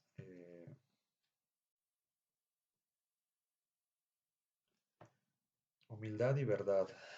En el 27 dice, más vale el que trabaja y le sobra de todo que el que anda gloriándose y carece de pan. Para el autor sagrado es más valioso un hombre posiblemente obrero, sencillo, que tiene su salario, pero que ahorra y le sobra, ¿no? Que gasta y tiene su ahorradito. Vale más ese hombre que el hombre que anda blofeando, que anda presumiendo y que ni siquiera tiene que comer, ¿no? Pero tiene un coche reciente o de último modelo y quiere presumir, o tiene una casa que no puede pagar o que puede pagar pero ya no tiene para comer, etcétera, ¿no? Entonces, ese tipo de personas pues no tiene como un sustento y solamente por apariencias, ¿no? Solamente por aparentar, pues obviamente que no es bien visto delante de los ojos de Dios. Es más mejor visto un obrero o un jornalero que trabaja, cubre sus necesidades y ahorra y se ajusta, no gasta de más, se ajusta a lo que puede gastar y hasta tiene ahí un ahorradito, ¿no? Ese es más sensato que el otro, ¿no? En el capítulo 11 habla de las apariencias engañan. Dice el 11.2, no alabes nunca a un hombre por su buen parecer, ni abomines de nadie por su aspecto.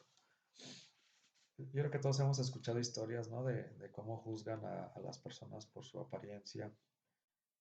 Y aunque sea humano, pero no solamente que los juzguen, sino que los tratan mal, ¿no? Hasta hay programas en televisión a veces el dueño de la compañía va a sus propias tiendas y cómo lo hacen menos. O todos hemos escuchado esa historia del rancherito que llegó a comprar una camioneta y, pues los empleados lo querían sacar, ¿no? Para que no estuviera ahí molestando y hasta traía para comprarla en efectivo, ¿no?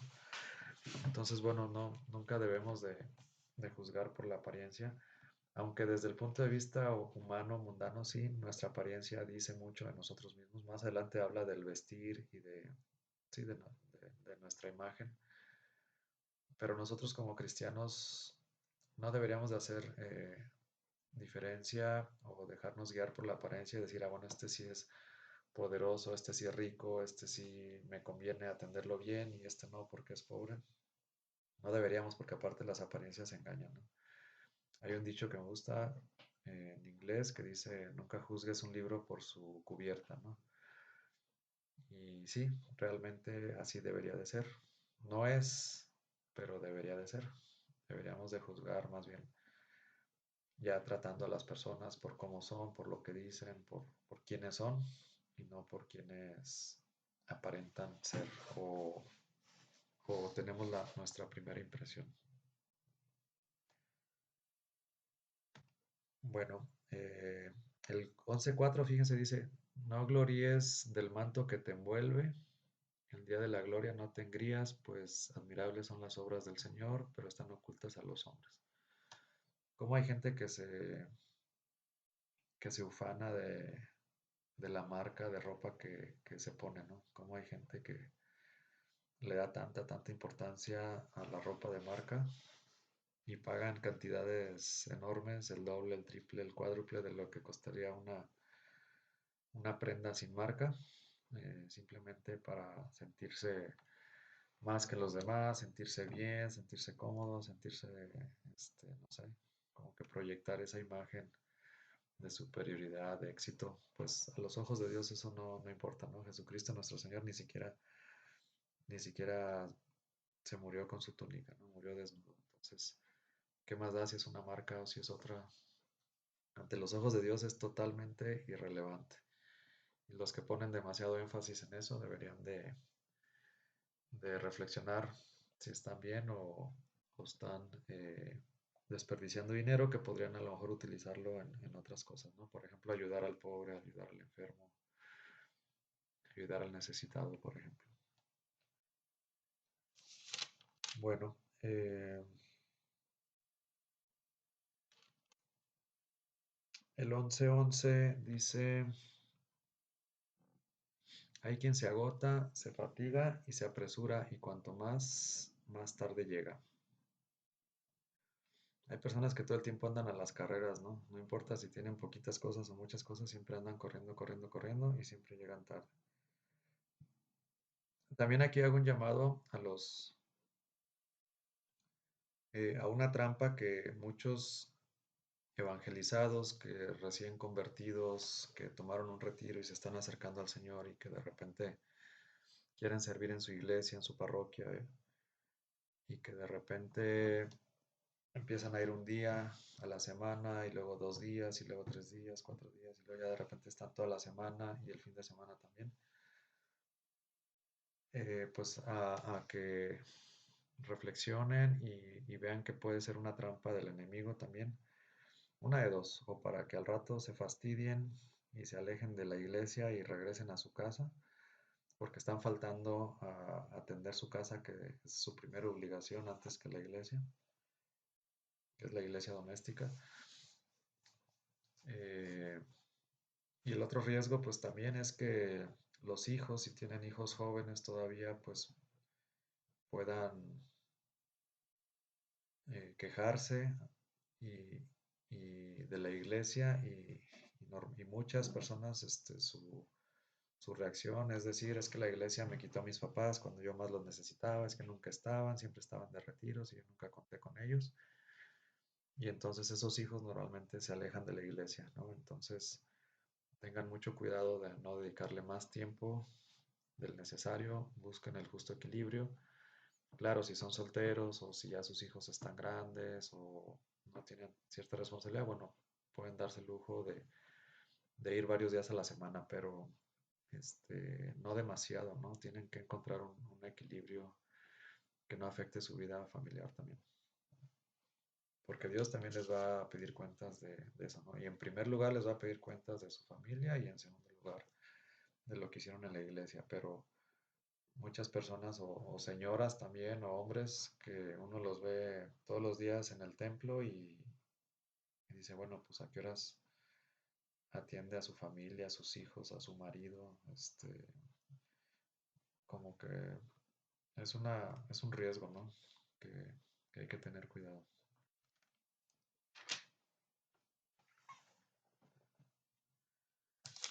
Bueno, otro texto que digamos que tiene relación con el Evangelio, eh, podría ser el 11:18. Vamos a ver el 11:18 que dice, hay quien se hace rico a fuerza de engaño y avaricia, y esta es la parte de su recompensa, cuando dice, yo ya he logrado reposo, ahora voy a comer de mis bienes. No sabe qué tiempo va a venir, morirá y se los dejará a otros. Bueno, esa es una, ¿verdad? Cuando Jesús pone esta parábola del Señor que dice, voy a construir otros graneros porque ya nada más, ya no voy a trabajar, ya nada más me voy a dedicar a comer y a vivir y a disfrutar. Insensato, ¿no? Mañana morirás. Bueno, son como estos antecedentes. Cuando dice en el 19, ahora ya puedo descansar y disfrutar de todos mis bienes. Es muy similar, ¿no? O sea, sí son antecedentes.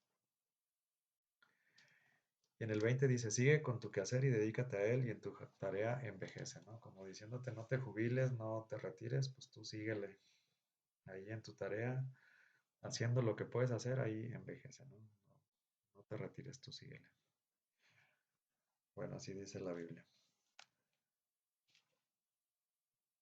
También tenemos en el capítulo 12 tenemos una serie de frases que nos advierten acerca de que sí tenemos que saber eh, a quién ayudar y a quién no. Normalmente se nos ha dicho, hemos escuchado, haz el bien sin mirar a quién, ¿no? Como una manera de cerrar los ojos y ayudar sin saber si es bueno, si es malo, si es quien sea, ¿no? Sin embargo, aquí este libro del Eclesiástico nos dice, haces el bien, mira a quién lo haces. Es lo contrario, ¿verdad? Haces el bien, mira a quién lo haces, y por tus beneficios recibirás favor. Nos sugiere aquí el autor sagrado que sí podemos, que seamos selectivos en quién ayudamos y quién no ayudamos. No tanto de que si tiene o no tiene, no tanto de si su necesidad es grande o pequeña, no tanto de si... No, no. O sea, el criterio aquí es si es un pecador o si no es un pecador. Bueno, claro que todos somos pecadores, ¿verdad? Pero digamos que este, hay como de pecadores a pecadores, ¿verdad? Y hay gente que se aprovecha y que abusa de la gente de buen corazón, ¿no? Hay gente que nada más se la pasa pidiendo porque no quiere trabajar, porque es flojo y no quiere trabajar simplemente. Hay gente que solamente quiere pedir ayuda porque o para robar o lo usa como pretexto o no sabemos. Entonces tenemos que tener mucho cuidado realmente a quién ayudamos y a quién no ayudamos. Como regla general es ayudar y ser generoso. Quiero que tener un buen corazón y ser generoso está bien, pero también tenemos que investigar un poco más, ir más allá y preguntarle, bueno, a ver qué tienes. Sabemos de gente que está en las esquinas y finge tener una bolsita, que está dializado, que no sé qué. Ciegos que no son ciegos. ¿Qué más? Enfermos que no están enfermos. Entonces, bueno, de entrada, pues ayudar, pero si podemos investigar o decirle, bueno, ¿cuál es tu enfermedad? ¿Cuál es tu doctor? ¿Te puedo conseguir medicina? ¿O de qué manera, de qué otra manera te puedo ayudar? Y hay gente que nada más quiere dinero, ¿no? Hay gente vividora y embaucadora y engañadora y mentirosa que lo único que quiere es dinero. y ni lo usa para su medicina, simplemente lo usa para vivir, para no trabajar, para no tener que trabajar. Entonces aquí como que nos ponen la alerta o nos dice, está bien que ayudes, pero de preferencia si ve a quién, eh, mira a quién lo haces, ¿no? Dice, haz bien al piadoso, hallará recompensa, si no de él, al menos del Altísimo. Si ayudas a una persona necesitada, agradecida, buena, una persona buena, eh, cuando menos él te va a agradecer, te va a bendecir, y si él no te agradece, ni te bendice, ni te da nada, el Señor sí lo va a hacer. Pero no habrá bienes para el que en el mal persiste, ni para quien no agradece la limosna. Entonces, si alguien sigue empecinado en hacer el mal, no hay que darle bienes. Da al hombre piadoso y del pecador no te cuides. Haz bien al humilde y no des al impío. Niégale su pan. No se lo des para que no llegue con ello a dominarte. Pues un mal duplicado encontrarás por todos los bienes que le hubieres hecho. Entonces, hay veces que por ayudar a alguien se nos puede voltear. Por ayudar a alguien le podemos abrir nuestra casa, le podemos abrir, dar información y hasta nos puede asaltar, nos puede perjudicar. Entonces aquí el autor sagrado nos invita a ser cautelosos. No que lo usemos como justificación para no ayudar a nadie. En dado caso, si no vamos a ayudar a él, buscar a quien sí lo necesita, ¿no? Pero si puedes ayudar a alguien que realmente lo necesita, que realmente es agradecido, que realmente le vas a hacer un bien, pues hacerlo. Pero si es alguien mentiroso, ventajoso, pecador, engañador, calumniador, y no sabemos si a lo mejor hasta ratero, no, no sabemos qué tipo de persona podemos estar ayudando y qué es lo que le estemos haciendo, ¿no? Dice el versículo 7, 12, 7, da al hombre de bien y del pecador no te cuides. O sea, al pecador no le des nada, ¿no? Quítale el pan.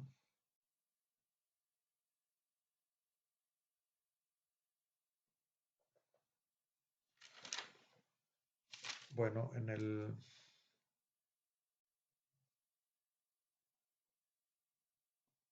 más adelante otra vez trae otra sección de verdaderos y falsos amigos. En el 12:9, por ejemplo, dice, cuando hay prosperidad los enemigos se entristecen, más en la adversidad hasta el amigo se aleja.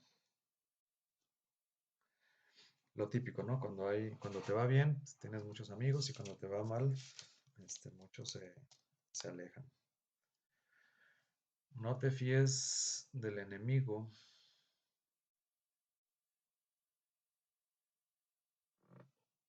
Dice en el 12:10, no confíes jamás en tu enemigo, que cual bronce roñoso, así es su maldad. Si tienes un enemigo, siempre desconfía de él. Eh,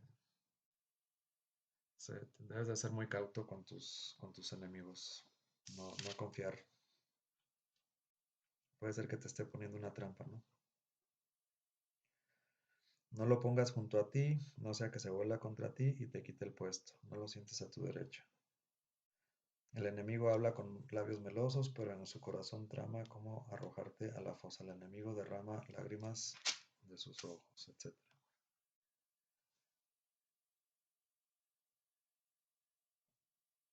Ok, vamos al 12:9, no, al 13:9.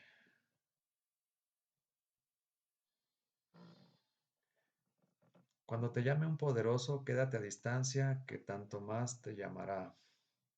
No te presentes por ti mismo, no sea que te rechacen y te quedes muy lejos para no pasar inadvertido. No pretendas hablar con él de igual a igual, ni te fíes de sus muchas palabras, que con su mucho hablar te pondrá a prueba, como quien pasa el rato te examinará. Bueno, esta serie de instrucciones, pues yo son como más de etiqueta, de cortesía, de cómo debes de comportarte a lo mejor en la vida social. Y pues sí, son sugerencias muy prácticas, muy útiles, muy lógicas. Se parece un poquito al Evangelio, aunque aquí no va en la misma línea. O sea, cuando te llaman poderoso, quédate a distancia.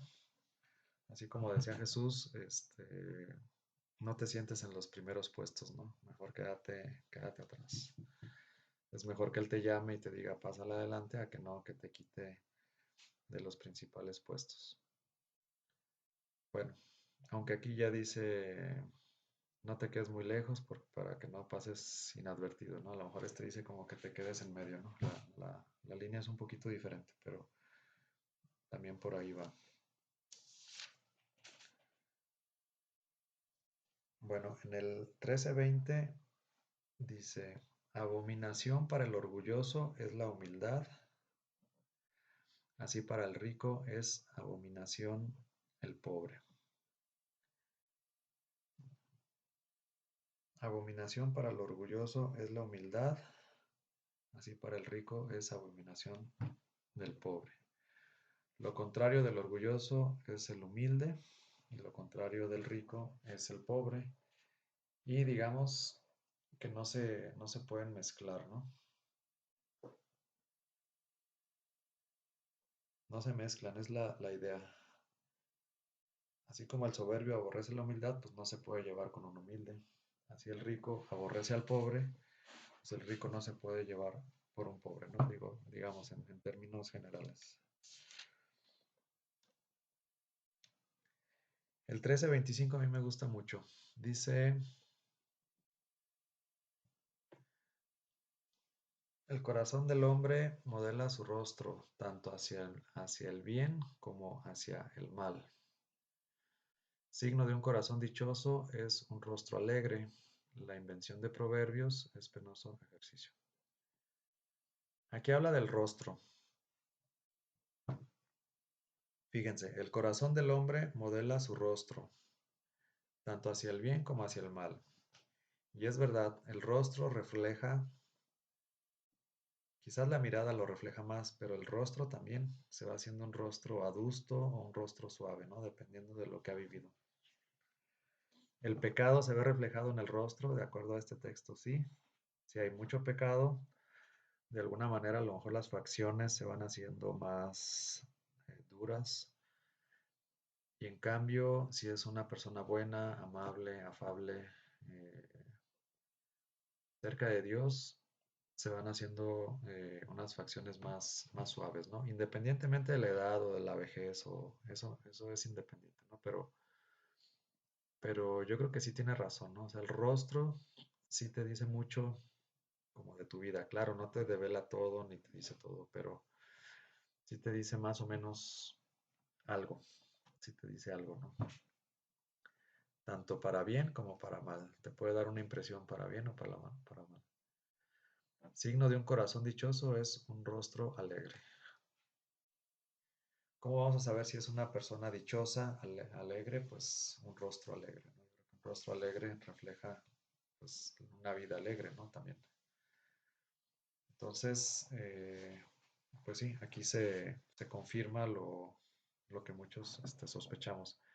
También la mirada, y más adelante va a mencionar la mirada, todavía es como que más profunda, ¿no? La mirada va más al corazón. Pero el rostro también de alguna manera refleja como las preocupaciones, los embates o los pecados o a lo que ha estado expuesto esa persona también. No sé si han visto, por ejemplo, una persona que hace oración, mucha oración, hasta brilla, ¿no? Brilla, brilla, brilla. No sé si han visto en los cuadros que les ponen así como un circulito, pues una manera de representar, pero yo nunca he visto un circulito, una persona, pero sí he visto una persona así como que brilla, como que uno dice, híjole, pues de dónde sale tanta luz, ¿no? Este, pero pues es la persona que hace mucha oración. Si está muy en contacto con el Señor, pues eso, no sé, se refleja de alguna manera. No sé cómo explicarlo, pero sí se ve un brillo especial en el rostro. También en la mirada, pero el rostro también, sobre todo aquí en la parte de la frente o si están peloncitos o así, como que de esta parte, o todo el rostro se ve así como brillante, ¿no? Eh, es difícil explicarlo, pero yo sí lo puedo percibir de alguna manera y para mí ese brillo representa qué tanta oración hace esa persona, ¿no? Una persona que brilla mucho es una persona que hace mucha oración, de lo que yo he descubierto, de lo que yo he percibido. Bueno, eh,